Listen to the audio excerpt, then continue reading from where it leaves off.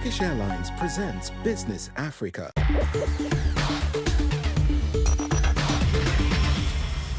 Hello and welcome to this week's edition of Business Africa. I'm Sharon Camara and here are the headlines.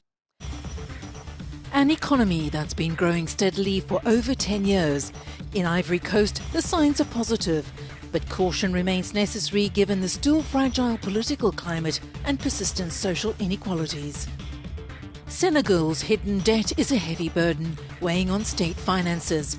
As the IMF mission concludes without an agreement for a new loan program, what are the challenges and stakes facing the country? We discuss this in today's edition. And digitalizing port services to strengthen maritime competitiveness in Africa. We meet a pioneering startup that's helping organizations tackle daily challenges and improve efficiency. There's unanimous agreement that the Ivorian economy is doing well. Over the past decade, the country's strengthened and diversified the pillars of its economy. However, many challenges remain. Wealth distribution is still uneven and the political climate remains fragile. More details on the story. Ivory Coast has one of the most prosperous economies in West Africa. Between 2012 and 2024, the country's GDP grew by an average annual rate of 6 to 7%. This growth is being driven by the gradual diversification of the national economy over the past decade. As the world's leading producer of cacao and cashew nuts, the country also relies on the growth of its oil and gas sectors, notably with the Baleine field coming online in August 2023, the extractive industries as well as the tertiary sector, including transport and communications. Through its 2021 to 2025 National Development Plan, Ivory Coast aims to accelerate its transformation, targeting an average annual growth rate above 7% and reaching upper middle income country status by 2030. However, despite strong economic performance, social inequalities persist in the country. First, between Abidjan, the economic capital, which accounts for 22% of the population and 80% of economic activity, and the rest of the country.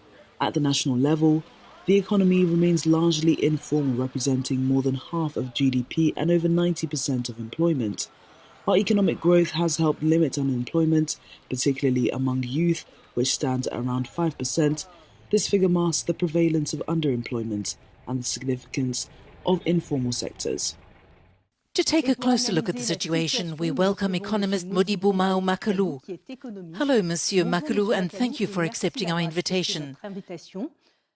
What's your view on developments in Côte d'Ivoire over the last decade, particularly following the political crisis of 2011? First, it is important to understand that when a country emerges from a crisis, obviously economic growth tends to be quite high. But in the case of Ivory Coast, since the end of its political crisis, it has one of the highest economic growth rates on the continent.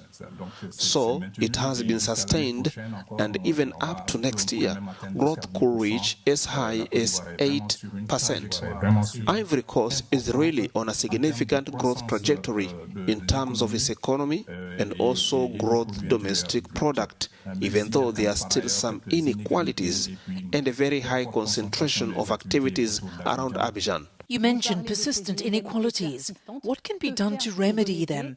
And why has there been no significant reduction during this decade of growth? But you see, the process is a development that takes place over the medium and long term. It's the work of at least one generation.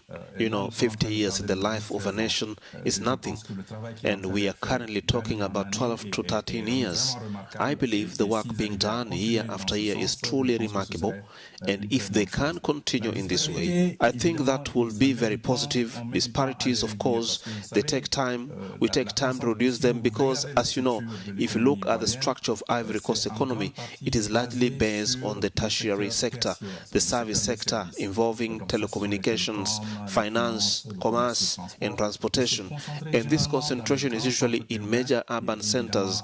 And obviously, Abidjan is a mega city that attracts a lot of capital and people, accounting for almost 90% of Ivory Coast economy. One obstacle to economic growth in Ivory Coast is the informal sector, which accounts for about 80% of the activity. How does the political climate affect the Ivorian economy? Politics and economics are very linked. It's intrinsically connected. I often say simply that money does not like noise. Investments do not like uncertainty. And political instability, of course, fuels this uncertainty. Both domestic and foreign investors tend to hoard when faced with uncertainty, meaning they wait and remain cautious, expecting the situation to clarify. Because you see, the clarity and visibility of public policies are a key aspect of good governance. So when there is uncertainty, people tend to delay investments, to wait and see what will happen.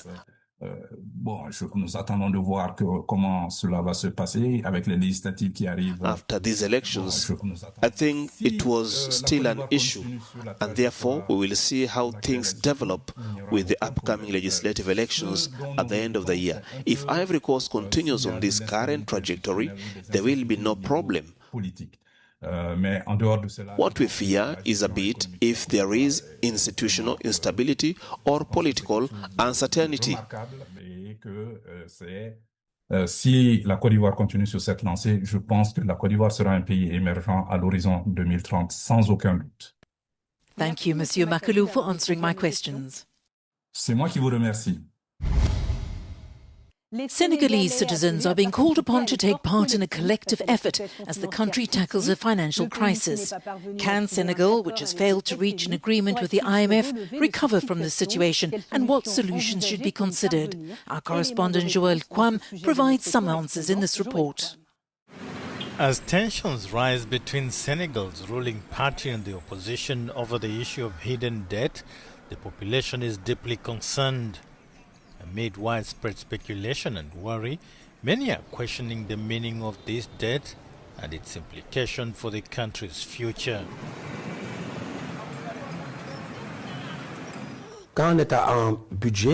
When a state has a budget, the money it doesn't have, it borrows.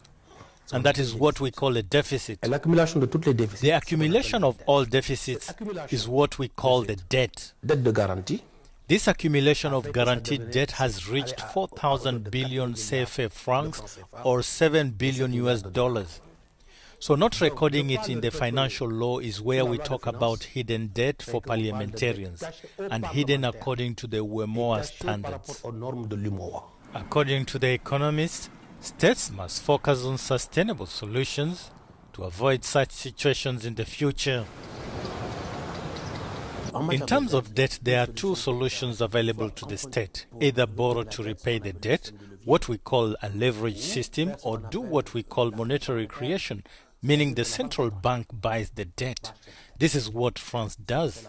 Until 2023, any debt that France could not pay was purchased by the central bank, just like in the United States. Last year, the IMF froze the country's $1.8 billion US financial aid program following the revelation of this hidden debt. Initially estimated at nearly $7 billion US, it is now assessed at over $11 billion US. The digitalization of port services can contribute to improving the continent's maritime competitiveness. Startups have specialized in this area in a bid to help organizations deal with daily challenges, delivery delays, administrative procedures, and risk management. Our correspondent Cédric Sehosolo met one of them. Here's his report. Gwen Golu is a Congolese business developer at a company providing digital supply and logistics solutions to ports. The aim is to improve the competitiveness of African ports. Invited to the 45th Annual Council of the Association of West and Central African Port Management to share his expertise, he responded to a tender from the Pont-Noir Port authorities who aim to connect all stakeholders.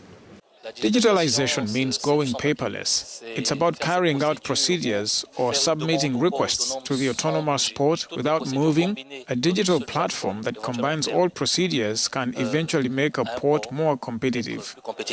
Several African ports have already moved towards digitalizing information flows with impressive results. The port of Côte, which we assisted through the Beninese government, rose from 23rd place to 3rd place in just 1 year on the World Bank's Logistics Performance Index. However, the approach is not without challenges. Without political will, digitalization struggles. Progress is gradual. To reach this goal, we need good governance within the Port Authority so that both economic and environmental challenges are considered in strategic port development decisions. In recent years, Africa has experienced a growth of over 26% in maritime trade volumes thanks to the dynamism of mega ports such as Tanger, Lomé and Abidjan.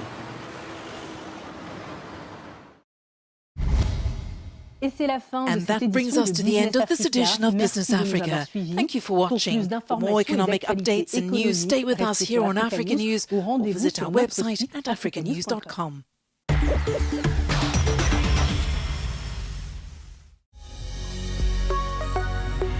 Business Africa was presented by Turkish Airlines.